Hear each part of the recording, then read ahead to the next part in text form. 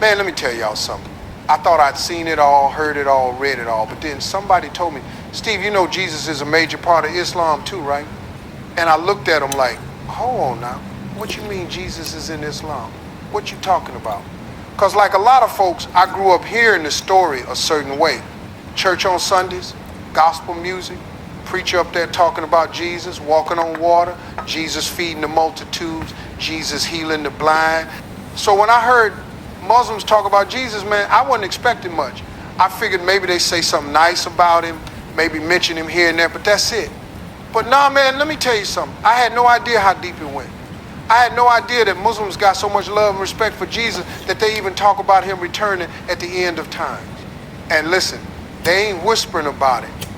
They ain't saying maybe, possibly, we don't know. Nah, they straight up say he coming back for real. And I sat there like, hold on. Y'all got this too? Y'all talking about the same Jesus, the one from Mary, the one who performed miracles? And they said, yes, Steve, that one. And man, I had to sit down for this one because I wasn't ready. And what really got me was this right here, the amount of respect. The way Islam honors Jesus, talks about him, lifts him up, it ain't no small mention. It ain't no footnote. He's one of the greatest to ever walk the earth. One of the mightiest messengers of God. And I kept thinking, how come nobody told me this sooner? Because we out here in the world thinking Muslims don't know Jesus, Muslims don't talk about Jesus, Muslims don't mess with Jesus. And the whole time they talking about him more than a lot of folks I know. They call him Isa. And man, the way they describe him, born from Mary, miracle from God, pure, chosen, blessed. And I'm sitting there thinking, wait a minute, this story sounds real familiar. And it hit me, we've been taught for years that these religions so different, so far apart, and here's this huge, beautiful overlap that nobody talks about. But let me tell you what got me really leaning forward. This part right here, the Muslims believe Jesus is actually alive right now. Not gone, not buried, not disappeared, alive. Taken up by God, protected, preserved, waiting. And one day, he's coming back. And man, I lean back like, boy, if this ain't something. Because everybody talk about the end of times. Every religion got some story about it, some picture how it's all going to end. But what shocked me was Islam's detail. They talk about Jesus coming back, not as some new prophet, not with some new book, not to start something brand new, but to finish what he started and fix what got messed up. And I said, man, this is deep because look, anybody who grew up like I did, you hear about Jesus returning your whole life. Every movie, every sermon, every conversation about the future, Jesus coming back. But I never knew Muslims believed the same thing. Not kinda, not sorta, but full on believe he's returning. And I thought, now this right here, that's a conversation people need to have. And I'm telling you, the way they describe that moment, the signs leading up to it, man, it is something else. I was listening like I'm sitting in class taking notes. Because Islam don't talk about the return of Jesus like it's a mystery. They talk about it like a scheduled event, a real moment in the future. They say he gonna come back at a specific time, in a specific way, with a specific mission. It ain't random. And the mission, oh man, that's where it starts getting really interesting. Because he ain't coming back to run for office or do a world tour or drop a new sermon series. Nah, man. They say he's coming back to set things straight, to clear all the confusion, to break the lies, to unite the believers, to bring peace in a world that's going to be full of chaos. And when I heard that, I said to myself, man, if there's one thing this world needs, it's somebody coming back to set things straight. And then they started talking about the signs. Oh boy, the signs. And look, I ain't gonna act like I understood every single one the first time, because some of it had me sitting there like, now wait a minute, what in the world is that supposed to mean? But then as they explained it, I said, oh, okay, that makes sense. Because think about the world today. Chaos everywhere. People losing faith. Everything upside down. Wrong looking right, right looking wrong. And Islam says, yeah, that's part of it. That's when he coming. And I couldn't help but laugh a little bit because, man, if confusion is a sign, we halfway there. But what really touched me, and I mean touched me deep, is that they say when Jesus comes back, he ain't just coming for Muslims. He ain't coming for a group. He ain't coming for a team. He coming back for the truth, for justice, for humanity. And I said, now that right there, that's beautiful. That's powerful. Because in a world full of division, full of labels, full of people putting themselves in boxes, here comes a story saying the return of Jesus is for everybody. That he's going to clear the confusion for everybody. That he's going to show the truth to everybody. And that kind of message, man, we need that more than ever. So when I first heard all this, I wasn't shocked in a noisy way. I wasn't sitting there hollering or falling out my chair. No, it was a quiet shock, a deep shock.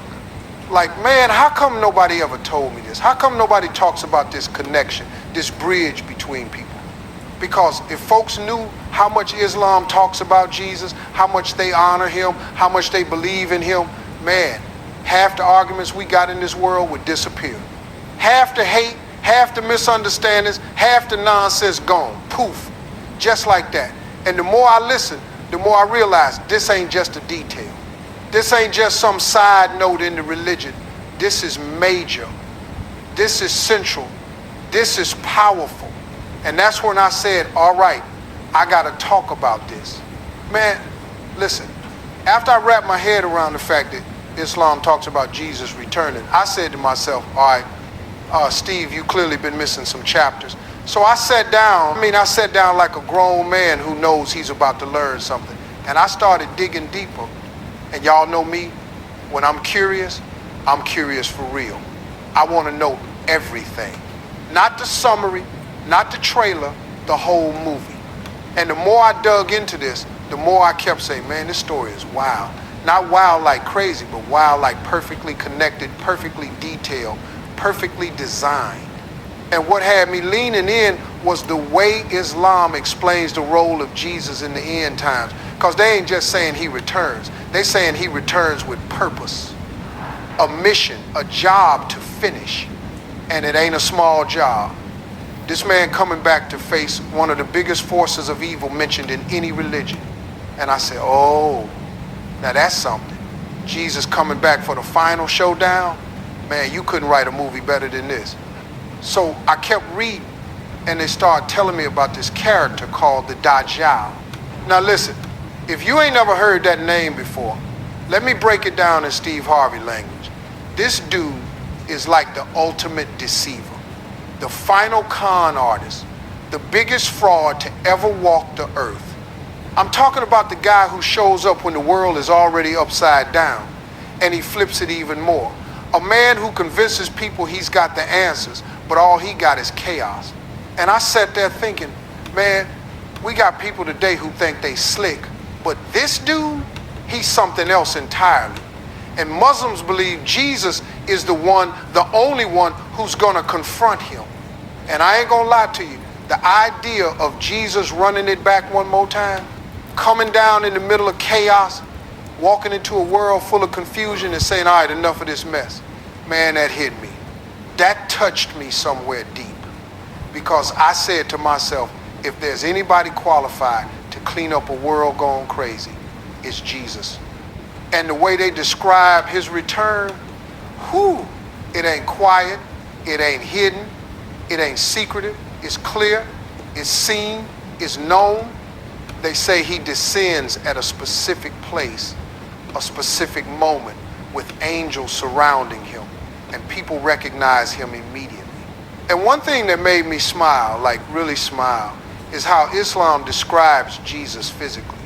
They talk about him like he's real, like you could see him walking down the street. They describe his hair, his face, his build, and I said to myself, man, that kind of detail, that's not casual. That means something. Because if somebody tell you who they expect to return, and they tell you what he looks like from head to toe, that ain't fantasy, that's belief, that's preparation, that's certainty. And I realized right then that Muslims ain't sitting around wondering if Jesus gonna come back. They believe he will. And that kind of faith, that kind of confidence, Man, that's strong. Then I started learning about what happens after Jesus arrives. And this part really moved me. Because Islam says Jesus doesn't come back to start a new religion. He comes back to restore the truth, to clear all the confusion that people created after him, to correct the lies, the myths, the exaggerations, the misinterpretations. And what really touched me? The humility. They say when Jesus returns, he ain't coming back asking people to worship him. He ain't coming back bragging or claiming the throne. He comes back as a servant of God, a follower of the truth, a humble man with a mighty mission. And man, I don't know about y'all, but that kind of humility is rare in this world. You see people today with a little bit of fame, a little bit of money, and they act like they own the whole world. But here's Jesus, the man with miracles, the man with power. And Islam says he returns humble, gentle, just, fair. Man, that hit me. It made me respect this story even more. And then there's a part that really made me sit all the way up. Islam teaches that Jesus will unite believers, not divide them, unite them. That he'll bring people together who were separated by differences, confusion, culture, misunderstanding. And I thought, man, if that ain't what the world needs right now, I don't know what is. Because look around, everybody divided, everybody arguing, everybody think they right, everybody else wrong. And Islam says when Jesus comes back, he's going to put all of that to rest. All the arguing, all the confusion, all the lines drawn between people gone. And I said, man, what a powerful idea. That the one who returns is the one who unites. And here's what caught me off guard in the best way. Muslims believe Jesus is going to rule with absolute justice. No favoritism, no corruption, no hidden agendas, no politics, just pure fairness. They say he'll break the cross, meaning he's going to clear up all the misunderstandings about what happened after he left. He'll kill the Dajjal, meaning he'll end the greatest deception ever. And he'll establish peace, real peace, not temporary peace, not political peace, but true peace. And I was sitting there thinking, man, if that ain't the ending this world needs, I don't know what is. Because everywhere you look today, people tired of the lies, tired of the chaos, tired of the injustice, tired of the confusion. And here's this belief saying, don't worry, peace is coming, justice is coming, the truth is coming. Islam says he returns because he wasn't finished. He returns because God raised him, protected him, preserved him for a purpose. And when that purpose is fulfilled, he lives out the rest of his life like a regular human being, gets married, has a family, grows old, dies a natural death. And I sat there stunned. Because think about that, a man who performed miracles, a man who changed the world, a man who returns at the end of times to confront the greatest evil, ends his life quietly, peacefully, just like the rest of us. And man, that humbled me, that touched me, because it shows that no matter how great you are, no matter how extraordinary your mission is, you still return to simplicity. You still return to humility. And that right there, that's beauty, that's wisdom, that's divine. And I remember thinking, man, if more people knew this side of Islam, this deep respect, this deep connection, this deep love for Jesus, the world would be a different place. Because let me tell you something, there's something powerful about realizing we're not as far apart as we think. There's something powerful about learning that 2 billion Muslims believe in the return of the same Jesus we grew up hearing about every Sunday. And it made me think, man, maybe the world ain't as divided as we've been told. Maybe there's more connection, more overlap, more unity than we ever imagined. Man, now let me tell y'all something. By the time I got to this part of the story, I was sitting there like a man watching the season finale of a show he didn't even know he loved. Because everything I kept reading, learning, hearing about the return of Jesus in Islam just kept getting deeper and deeper. And I ain't talking about deep like you gotta squint your eyes and pretend you understand. No. I mean deep like you feel it in your chest. Deep like you gotta sit back and just let it wash over you. Deep like you start rethinking everything you thought you already knew. And that's what happened to me, man. I was sitting there quiet, thinking, this story right here, this ain't just religious information. This is a blueprint. This is a whole message about hope, justice, unity, and clarity. And the world needs that right now. They say before Jesus returns, faith gonna get tested. Real tested. Not the kind of test where you miss a prayer or skip church one Sunday. I'm talking about real tests where people don't even know what truth is anymore, where people chase illusions, where folks start believing in anybody who talks loud enough. And I said, well, I've seen some folks like that already. And that's when it hit me. The return of Jesus in Islam ain't just a dramatic future event. It's a message about what happens when the world loses its compass, when people start drifting, when truth gets blurry. And Jesus comes back to fix that, to straighten it out. Right then, I understood why they say he's the only one who can. And then I started learning about this moment, this powerful moment, when Jesus finally meets the believers, Muslim, Christian, people who still hold on to the truth in their hearts. And man, the way they describe his presence, let me tell you, it hits you different. They say he'll come down with such calm, such beauty, such peace around him that just being near him will make people feel clarity, like all the confusion just melts away. And I thought, man, that kind of presence is rare. Most people walk into a room and bring drama, stress, noise, but Jesus, he walk in and brings clarity. You can't fake that. You can't imitate that. That's divine. But the part that really broke me in the most beautiful way is when they say Jesus eventually passes away, a natural death. And I sat there like, wow. Because think about this for a second. He was born miraculously. He performed miracles. He was raised up to heaven. He comes back to finish the job. And after all that, he dies like the rest of us.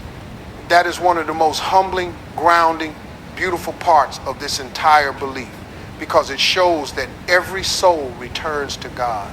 No matter how great you are, how powerful, how chosen you live, you guide, you serve, and then you return. And I kept thinking, man, if people only knew this side of Islam, if they only knew how Jesus is honored, loved, central, essential, maybe the world would stop fighting so much. Maybe people would talk more. Maybe people would actually listen to each other. Because I'm telling you right now, this story connects billions of people. Billions. And we didn't even know it. Man, after everything I learned, after going through this whole journey of understanding how Islam describes the return of Jesus, I walked away with one thing sitting heavy on my heart. Hope. Real hope. Not that cheap kind they sell you in motivational posters. I'm talking about the kind of hope that reminds you God never leaves this world to fall apart. The kind that tells you justice is coming, truth is coming, clarity is coming, even if right now the world looks like it's wobbling off its own axis. And what hit me most is how Islam paints Jesus as a unifier, a healer, a restorer, somebody who comes back not to divide us more, but to straighten the whole world out. And I said to myself, man, if that ain't the most powerful message for humanity right now, I don't know what is. Because at the end of the day, all these religions, all these arguments, all these differences, they fade when you realize everybody's been waiting for the same man. And the fact that billions of people across this planet believe Jesus is returning, that tells you something deep. Humanity was never meant to end in darkness. So when I think about his return, the justice, the peace, the truth, finally standing tall, I can't help but feel a sense of comfort. Like God already wrote the ending, and it's a good one, a just one, a fair one, and that's the part that stays with you. This whole world is loud, messy, confusing, but the story ain't over. And when Jesus comes back in the way Islam describes, it's the moment everything finally makes sense. That's the hope. That's the message. And that's the part that touches the heart the most.